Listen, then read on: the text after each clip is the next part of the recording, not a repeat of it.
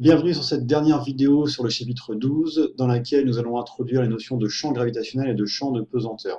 Alors, pour ça, je vais revenir sur une définition que j'avais utilisée lors de la première vidéo pour définir le champ électrostatique.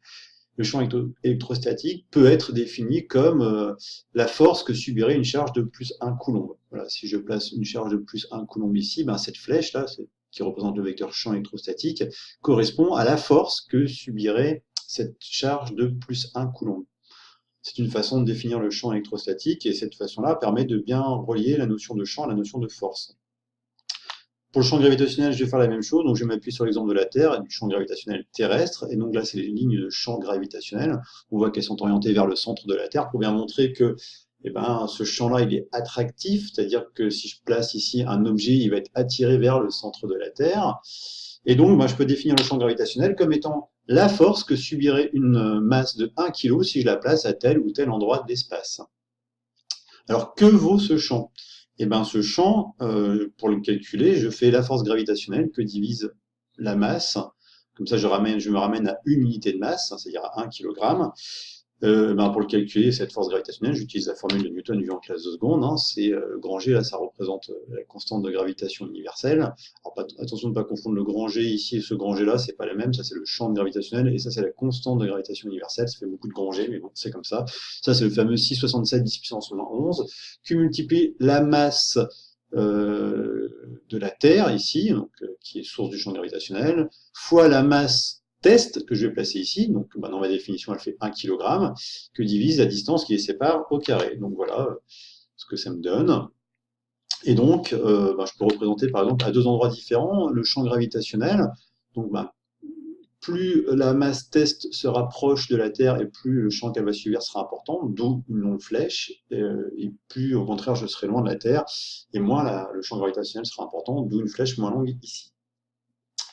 Passons au champ de pesanteur, et on parlera aussi de champ de pesanteur local. Je vais le définir de la même façon en mettant directement en lien avec la force que représente ce champ. Donc le champ de pesanteur correspond au poids, pesanteur poids, donc ça correspond à cette force-là qu'on appelle le poids, donc correspond au poids qu'aurait une masse de 1 kg à proximité du sol d'une planète, donc la Terre ici.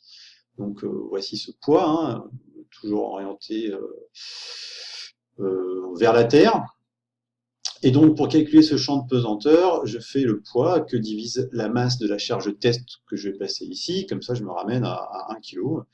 Voilà, et donc, par rapport à la formule que vous aviez en classe de seconde, P est égal à M fois G. Donc, si M vaut 1 kg, il va me rester P est égal à G. Donc, voilà, le champ de pesanteur, c'est le petit g.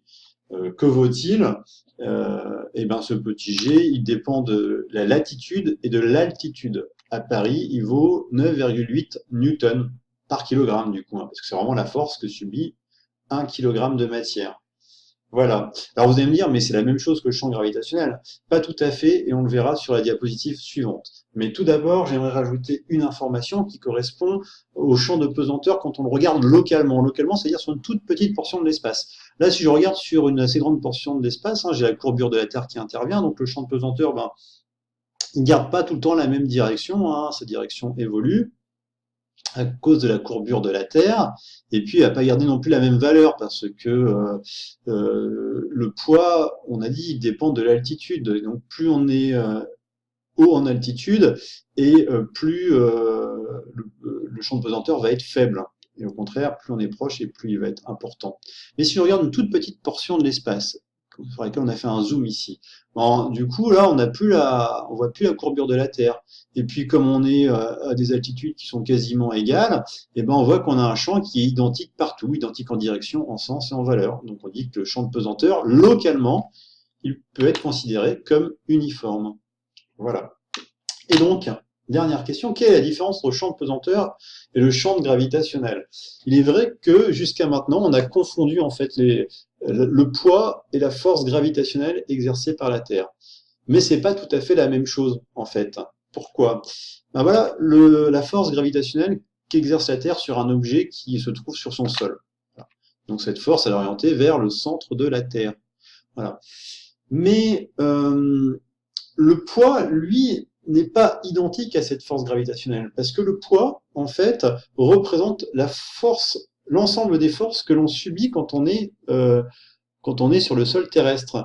Et quand on est sur le sol terrestre, on ne subit pas uniquement que la force gravitationnelle de la Terre.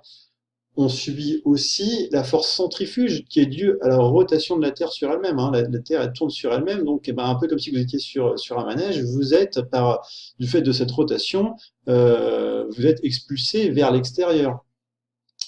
Et quand on est à la surface de la Terre, on est aussi attiré par les autres astres qui sont proches de la Terre, comme le Soleil, la Lune, les autres planètes, en particulier Jupiter.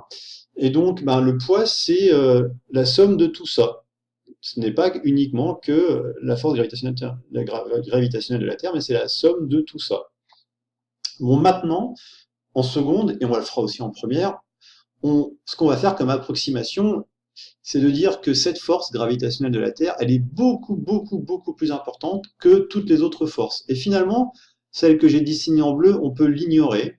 Et on peut donc faire cette approximation qui est de dire que la force gravitationnelle correspond au poids et du coup que le champ gravitationnel correspond au champ de pesanteur.